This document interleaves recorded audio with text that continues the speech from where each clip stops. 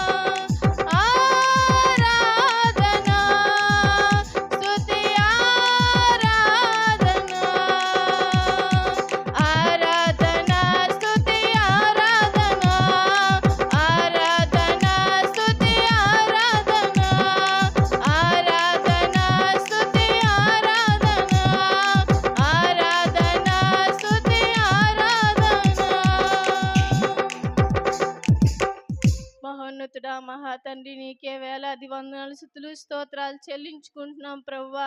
సర్వాధికారి నీకు వందనాలు, చూస్తున్న దేవుడు అయ్యా దేవా నీకు వందనాలు ప్రభువా.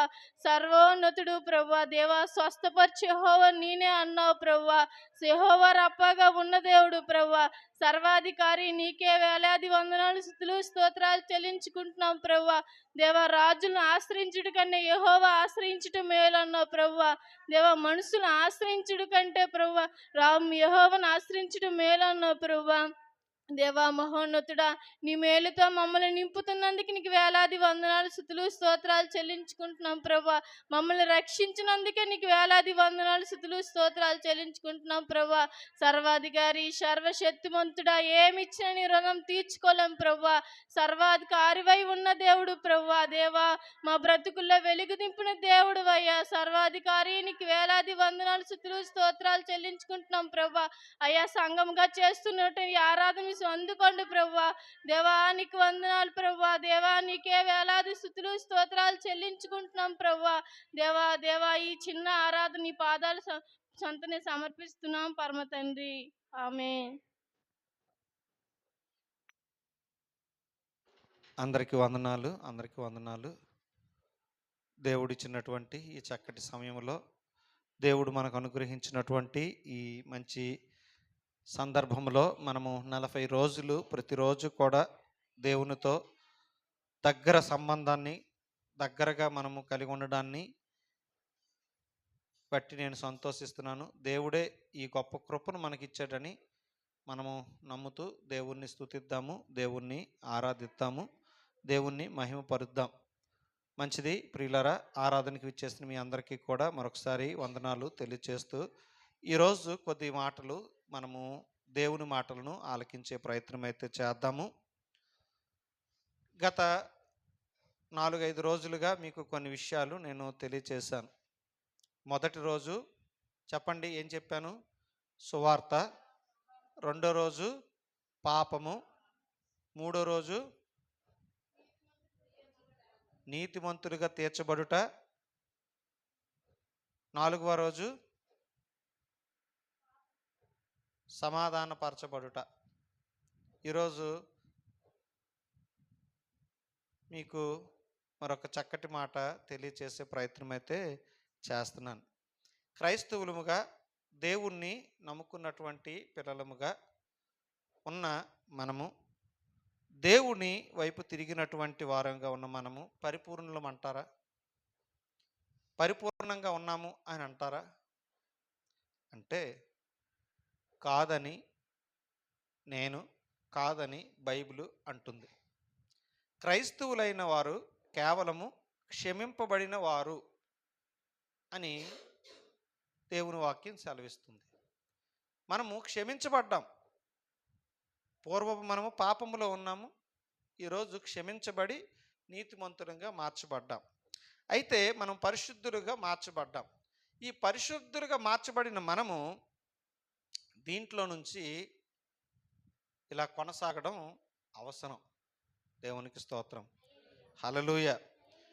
మరొక పక్క నుంచి మనము చూసుకుంటుంటే నిజానికి క్రైస్తవులంతా క్షమించబడిన వారే అని మనము తెలుసుకుంటూ ఈ మాటలు ఈరోజు మనం వింటున్న మాటల్లో ఒక మాట మనము అనుకోవాలి. ఏంటి అనేసరికి గతంలో మీకు ఒక చక్కటి విషయం చెప్పాను.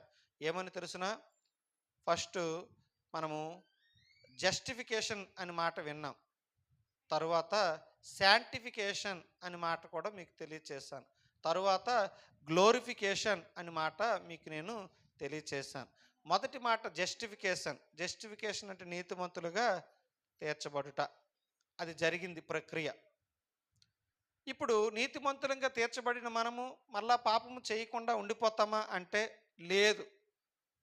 యేసు ప్రభు వారి సారూప్యతలోనికి మారినంత వరకు కూడాను భూమి మీద బ్రతుకుతున్నాము కనుక, లోకములో ఉంటున్నాము కనుక కొన్నిసార్లు మనము పాపము వైపు తిరిగే అవకాశం మరలా మనకి వచ్చే అవకాశం అయితే ఉంది. పాపం వైపు తిరిగే అవకాశం ఉంది, లేదని లేదు.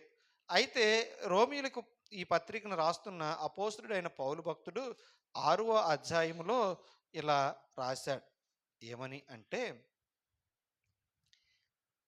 పాపము దాని శక్తి మనుషులకి తెలిసినదైనను, అయితే ఆ పాపపు శక్తి నుంచి ఎవరెవరైతే విడుదల పొందారో, ఎవరెవరైతే రక్షణలోనికి వచ్చారో, ఎవరెవరైతే చక్కగా జీవించగలుగుతూ ఉన్నారో, ఈ జీవించగలిగే మనుషులు మరలా పాపములో ఉండకుండా క్రీస్తుతో ఐక్యతగా ఉండాలి అని ఆయన తెలియచేశారు. దేవునికి స్తోత్రం. ఈ పరిశుద్ధ పరచబడుట అనే ప్రక్రియ ఇది మనిషి బ్రతికినంత కాలము జరుగుతూ ఉండాలి. దేవునికి స్తోత్రం. జస్టిఫికేషన్ అని విన్నాం కదా, నీతిమంతులుగా తీర్చబడట ఒకసారి జరిగిపోద్ది. సువార్త వింటాము, యేసుని అంగీకరించాం, విశ్వాసం ఉంచాం, ఇది ఒకసారికి జరిగిపోయింది. కానీ ఈ శాంటిఫికేషన్ అనేది, పరిశుద్ధపరచబడుట అనేది ఇది ఎలా ముందుకు వెళ్తుంది అంటే, ఇది మనకు జీవితాంతం జరగాలి. అలాగని యేసుక్రీస్తు వారి యొక్క రక్తము ద్వారా విమోచించబడిన మనము పలుమార్లు అదేదో సర్ఫాక్సల్ సబ్బుల లేకపోతే సర్ఫాక్సల్ పౌడర్ల ప్రతిసారి కడుక్కోవడానికి ఆయన రక్తం ఉంది కదా అని ప్రతిసారి మనం పాపములోనికి వెళ్ళకూడదు. ఆ మాటలే అపోస్తుడైన పౌలు భక్తుడు రోమీలకు రాసిన పత్రికలో 6వ అధ్యాయములో ఇలా అన్నాడు. చూడండి, మొదటి నుంచి కొన్ని వచనాల్లో మనము చూసినట్లయితే, అలాగైనా ఏమందునో కృప విస్తరింపవలనని పాపమందు నిలిచియుందుమా, అట్లనరాదు. పాపము విషయమై చనిపోయిన మనము ఇక మీదట ఎలాగు దానిలో జీవింతుము? క్రీస్తు యేసులోనికి బాప్తిస్మము పొందిన మన అందరము ఆయన మరణములోనికి బాప్తిస్మము పొందితమని మీరెరుగరా? కాబట్టి తండ్రి మహిమ వలన క్రీస్తు మృతులలో నుండి ఎలాగూ లేపబడినో అలాగే మనము నూతన జీవము పొందిన వారమై నడుచుకొనినట్లు మనము బాప్తిస్మం వలన మరణములో పాలు పొందుటకై ఆయనతో పాత పెట్టబడితిమి. దేవునికి స్తోత్రం. హల్లెలూయ. ఇప్పుడు మనకి ఇందులో అర్థం అవ్వాల్సిన మరొక మంచి మాట ఉంది. ఈ మాట మనము ఇలా నేర్చుకుంటున్నాం. ఏమని అంటే, ప్రియులారా, మనము క్రీస్తుతో ఐక్యత కలిగి ఉండాలి. పరిశుద్ధుడు దేవుడు, పరిశుద్ధుడు కనుక మనము పరిశుద్ధుడిగా ఉండాలి. పరిశుద్ధులుగా ఉంచబడిన పరిశుద్ధుల గుంపులో చేర్చబడిన మనము నిరంతరము పరిశుద్ధతలో కొనసాగాలి అనేది దేవునికి ఇష్టం. మరలా మనం పాపములోనికి వెళ్ళిపోకూడదు. అసలు యేసు ప్రభు ద్వారా మనం రక్షణలోనికి వచ్చాము. అయితే మన బాప్తిస్మము ఆయన పొందిన ఆ యొక్క పంచగాయాలలో నుంచి కార్చిన రక్తాన్ని మనము నమ్మాము, ఆ రక్తము ద్వారా కడుక్కున్నాము కనుక మనం విశ్వాసం ఉంచాము అని, ఆయన సిలువలో మరణం పొందాడు అని సాదృశ్య రూపంగా మనము కూడా నీటిలో మన పాపమును ఒప్పుకొని అక్కడితో పాత మనిషి చనిపోయాడు అని మనం నీటిలో మునిగి బాప్తిస్మం తీసుకుందాం. హల్లెలూయ, హల్లెలూయ. మీరు గట్టిగా చెప్తే మీరు ఎక్కడ ఉన్నారని నాకు తెలుస్తుంది, లేకుంటే నిద్రపోతున్నారేమో అనుకుంటున్నాను నేను. మరొక మాట ఇప్పుడు మీకు తెలియచేస్తాను. యేసుతో మనము బ్రతకడానికి చనిపోయాం, పాత మనిషి చనిపోయాడు. అందుకే మనము సమాధిలో నుంచి యేసు ప్రభు లేచొచ్చిన తరువాత మనము ఆయన పునరుత్థానుడయ్యాడు అని మనము ఈస్టర్ పండుగ చేసుకుంటాం. అయితే ఈ ఈస్టర్ పండుగ చేసుకుంటున్న మనకు ఆయన ద్వారా కొత్త జీవితం ప్రారంభమయ్యిందని, ఈ కొత్త జీవితము మనము జీవించాలని తెలుసుకొని ఆయన జీవము ఆ పునరుత్థాన బలము ద్వారా మనము పరిశుద్ధులంగా ఇంకెన్నడూ పాపం వైపు తిరిగి చూడకుండా నిత్యరాజ్యం వైపుకి మనము తిరిగి చూడాలని మనం నిరీక్షణతో బ్రతుకుతున్నాం. కాబట్టి భూమి మీద మనకు ఆకర్షణీయంగా పాపం మనకి వెంటాడుతూ ఉంటుంది.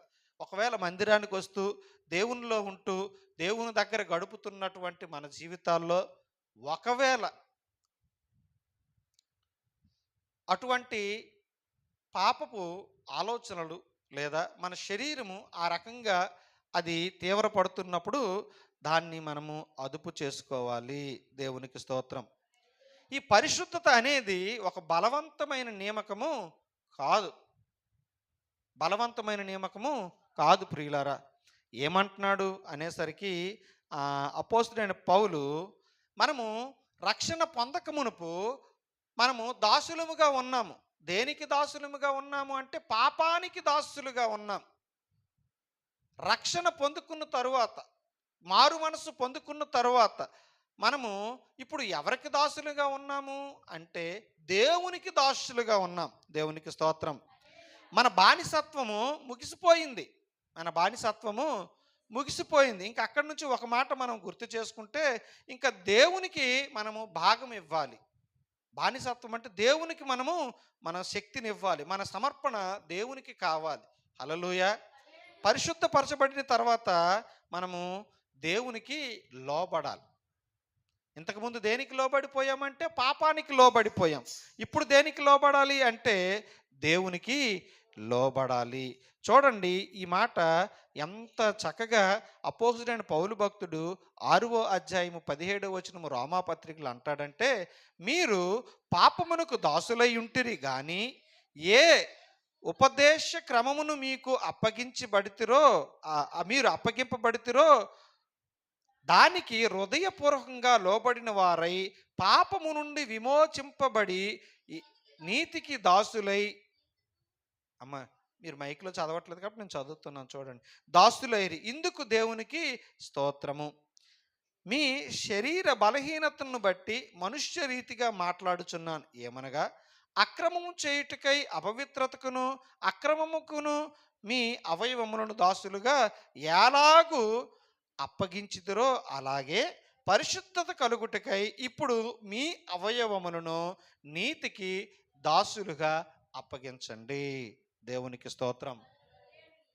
ఈ పరిశుద్ధపరచబడుట అనే అంశం లేదా పరిశుద్ధపరచబడుట అనే విషయం ఇది క్రమముగా జరగాలి. సంఘముకు వచ్చినప్పటికీ కూడాను మన అవయవాలు, మనకి కనబడుతున్న అవయవాలు కొన్ని బయటికి కనబడతాయి, కొన్ని అంతరింద్రియములు అంటే లోపల ఉండే అవయవాలు కొన్ని ఉన్నాయి.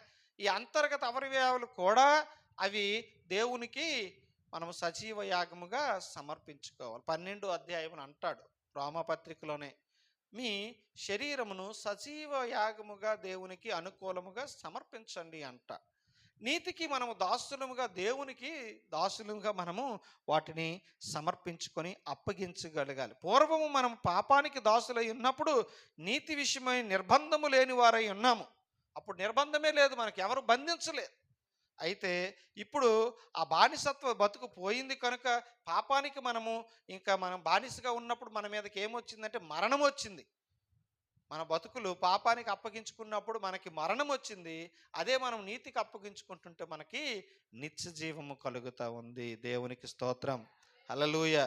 కాబట్టి మనలో ఏం కావాలో తెలిసిన మార్పు కావాలి. పరిశుద్ధత వైపు తిరిగే మార్పు, పవిత్రపరచబడము అనే విషయంలోనికి మనము తీసుకొని ముందుకు వెళ్ళగలగాలి. దేవునికి స్తోత్రం. హల్లెలూయా. ఇప్పుడు పరిశుద్ధపరచబడుట, ఈ పవిత్రంగా జీవించబడట అన్నది ఒక రోజుతో అయిపోద్దంటే మరలా అవ్వదు.